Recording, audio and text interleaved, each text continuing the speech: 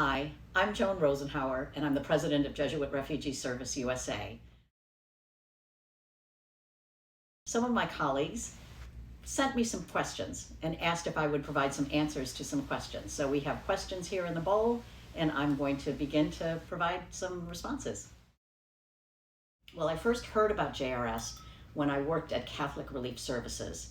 And what I heard was that JRS was a very important partner to CRS around the world.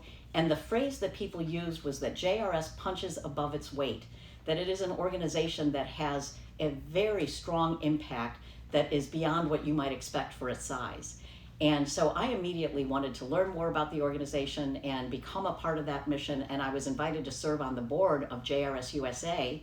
And I jumped at that opportunity because I wanted to be a part of a strong organization, an effective organization, and a mission that is so important.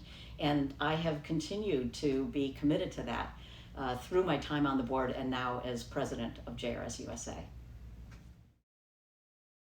It has been such a blessing for me to be a part of a community that shares my values, that allows me to act on my values every day. And it is just a kind and supportive community, and it starts with the staff, but that extends to the refugees that we work with. I am very much going to miss the community and the mission that we all share that inspires us every day. You know, the first person who comes to mind is Sister Carol Keehan, who is a daughter of charity. She was the head of Providence Hospital in Washington, D.C., and then became the president of Catholic Health Association of the U.S. And she has always been an inspiration to me and a role model for me because she's a very effective and powerful leader in a very complex business. Catholic healthcare is obviously very complex, and she was working with heads of health systems and really leading that organization very effectively. And at the same time, so she could work with bishops and she could work with presidents and members of Congress and heads of Catholic health associations. And at the same time, she always had a connection to everybody on the staff and, you know, anybody at any level who had a sick child or something. She would always connect with that and, you know, genuinely had concern and wanted to pray with them. And she just has always inspired me that she can kind of do it all, be a top-notch leader and the most connected, personable person and caring and kind person that I've seen. Well, my biggest hope for the future of JRS, as is the case for all of us, is that we are needed less and less.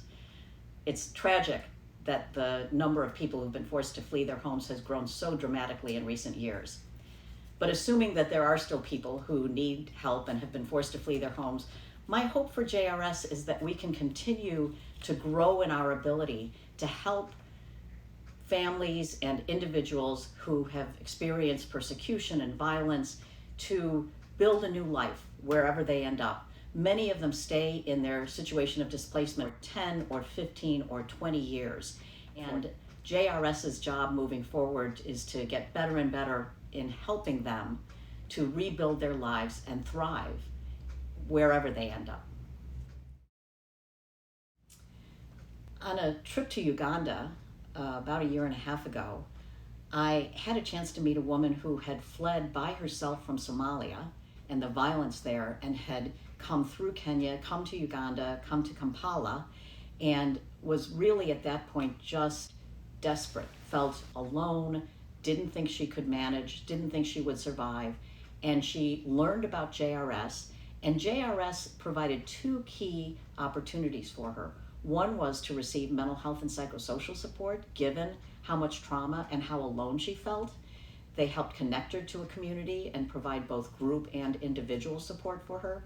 But they also provided her with a livelihoods program. So she was learning to tie-dye fabric and then sell fabric so that she could support herself.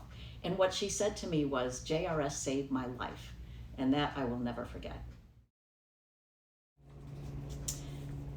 I certainly have an appreciation for the strength of refugees that I never had before, because I've met refugees in the most dire circumstances and am always impressed by their resilience, their determination, They want to build a life for themselves and their families. They want the best for their children, just like all of us.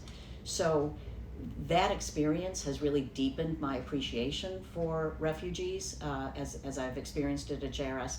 But the other thing I would add is that being in a context where Ignatian spirituality is key has really helped me deepen the role that gratitude plays in my life. And I have so much to be grateful for, including so much related to my work with JRS. And it has really enriched my life and my faith to embrace Ignatian spirituality, and especially that element of gratitude. I want to conclude by saying thank you so much to everyone who took the time to watch this and to listen and to hear about my enthusiasm for Jesuit refugee service. And also I want to thank the people who sent in the questions. But most importantly, I want to express my desire to stay a part of the JRS family, and I will look forward to hearing wonderful things that JRS is doing to accompany refugees and to help them build a positive future.